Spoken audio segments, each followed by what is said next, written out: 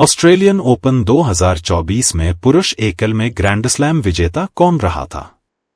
Option A Jannik Sinner, option B Daniil Medvedev, option C Novak जोकोविच, option D Carlos Alcaraz. सही answer है option A. Jannik Sinner ने पहली बार जीता Australian open.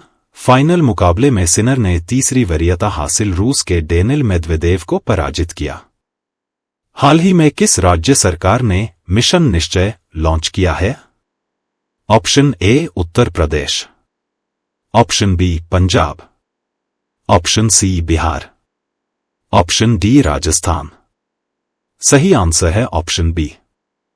Punjab police ने BSF और वीडीसी के सहयोग से 15 से 21 जून तक फाजिल्का जिले में एक सप्ताह का नशा विरोधी अभियान मिशन निश्चय चलाया। वे भारत पाकिस्तान सीमा पर 42 गांवों के निवासियों को नशीली दवाओं की मांग और आपूर्ति के बारे में खुफिया जानकारी जुटाने के लिए शामिल करेंगे। इस पहल का उद्देश्य नशीली दवाओं के खतरे को रोकने में युवाओं और महिलाओं पर विशेष ध्यान देते हुए सामुदायिक भागीदारी को बढ़ावा देना है। ट्रांसपेरेंसी इंटरनेशनल की एक रिपोर्ट के अनुसार 2023 के भ्रष्टाचार धारणा सूचकांक (CPI) में भारत 180 देशों में किस स्थान पर रहा? ऑप्शन ए 91वें, ऑप्शन बी 93वें, ऑप्शन सी 99वें, ऑप्शन डी 103वें। सही आंसर है ऑप्शन बी। हाल ही में ट्रांसपेरेंसी इंटरनेशनल द्वारा भ्रष्टाचार बोध सूचकांक करप्शन परसेप्शंस इंडेक्स (CPI) 2023 जारी किया गया है, जिसके अनुसार अधिकांश देशों ने सार्वजनिक क्षेत्र के भ्रष्टाचार का समाधान करने में बहुत कम अथवा कोई प्रगति नहीं की है। ट्रांसपेरेंसी इंटरनेशनल के बारे में। ट्रांसपेरेंसी इंटरनेशनल एक अंतर्राष्ट्रीय गैरसरकारी संगठन है जिसकी स्थापना वर्ष 1993 में बर्लिन, जर्मनी में की गई थी। इसका प्राथमिक उद्देश्य नागरिक सामाजिक भ्रष्टाचार रोधी उपायों के माध्यम से वैश्विक भ्रष्टाचार का समाधान करना तथा भ्रष्टाचार से उत्पन्न होने वाली आपराधिक गतिविधियों की रोकथाम हेतु कार्रवाई करना है। इसके सबसे उल्लेखनीय प्रकाशनों में ग्लोबल करप्शन बैरोमीटर और करप्शन परसेप्शन इंडेक्स शामिल हैं। जलवायु परिवर्तन पर संयुक्त राष्ट्र फ्रेमवर्क कन्वेंशन के पक्षकारों के 29वें सम्मेलन की मेजबानी कौन सा देश करेगा? Option A Bharat, option B Vietnam, option C Azerbaijan, option D Kenya. सही आंसर है ऑप्शन सी। 2024 संयुक्त राष्ट्र जलवायु परिवर्तन सम्मेलन UNFCCC COP 29 नवंबर 2024 में बाकू, अजरबैजान में आयोजित होगा। हाल ही में पंडित राजीव तारानाथ का निधन हुआ था। वे किस वाद्य यंत्र की विधा से जुड़े थे? Option A sitar, option B sarod, option C tabla, option D बांसुरी। सही आंसर है ऑप्शन बी। सरोद वादक पंडित राजीव तारानाथ का हाल ही में निधन हो गया, जिनका मैसूर के एक निजी अस्पताल में इलाज चल रहा था। सरोद वीणा परिवार का एक तार वाद्य है और हिंदुस्तानी शास्त्रीय संगीत में सबसे लोकप्रिय वाद्यों में से एक है। हाल ही में साधोह जग दर्शन का मेला महोत्सव का आयोजन कहाँ किया गया था? Option A Bhopal, option B Lucknow, option C Gwalior, option D Delhi. सही आंसर है ऑप्शन बी।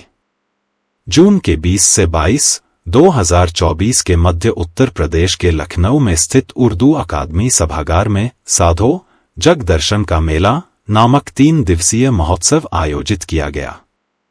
इस कार्यक्रम का आयोजन संत कबीर अकादमी, यूपी उर्दू अकादमी, कबीर ट्रस्ट और दस्तक के सहयोग से उड़ान फाउंडेशन द्वारा किया गया।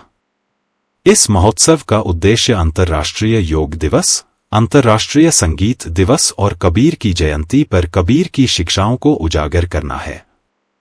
प्रत्येक वर्ष ज्येष्ठ, मई या जून की पूर्णिमा को प्रतिष्ठित रहस्यवादी कवि और समाज सुधारक कबीर दास की जयंती मनाई जाती है। कबीर दास की रचनाओं का भक्ति आंदोलन पर बहुत प्रभाव पड़ा और इसमें कबीर ग्रंथावली, अनुराग सागर, बीजक और साखी ग्रंथ, पंचवाणी जैसे शीर्षक शामिल हैं। हाल ही में समाचारों में रही सेट्रोवो 1.0 क्या है? ऑप्शन ए, पहली high speed carbon fibre train. Option B, त्वचा युक्त पहली महिला रोबोट। ऑप्शन सी, ओलंपिक 2024 की एआई शुभंकर। ऑप्शन डी, उपर्युक्त में से कोई नहीं। सही आंसर है ऑप्शन ए। हाल ही में चीन ने विश्व की पहली high speed carbon fibre train बनाई है। इसे सेट्रोवो 1.0 या कार्बन स्टार रैपिड ट्रांजिट के रूप में भी जाना जाता है। इसका अनावरण चीन के किंगदाओ शहर में किया गया। सेट्रोवो ट्रेनों को 140 किलोमीटर 87 मील प्रति घंटे की अधिकतम गति के साथ डिजाइन किया गया है। ट्रेन निर्माता कंपनी किंगदाओ सिफांग ने बताया कि इस वर्ष के अंत में एक तटीय शहर में इसका परिचालन शुरू हो जाएगा।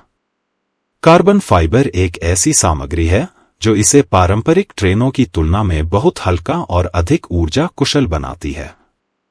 इससे कार्बन डाइऑक्साइड उत्सर्जन में वार्षिक रूप से लगभग 130 टन की कमी आएगी, जो 40 हेक्टेयर 100 एकड़ से अधिक पेड़ लगाने के बराबर है। हाल ही में उत्तर प्रदेश सरकार ने राज्य राजधानी क्षेत्र (SCR) के गठन की अधिसूचना जारी की है। इसके अंतर्गत कितने जिलों को शामिल किया गया है? Option A 4, option B 5, option C 6, option D 7। सही आंसर है ऑप्शन सी।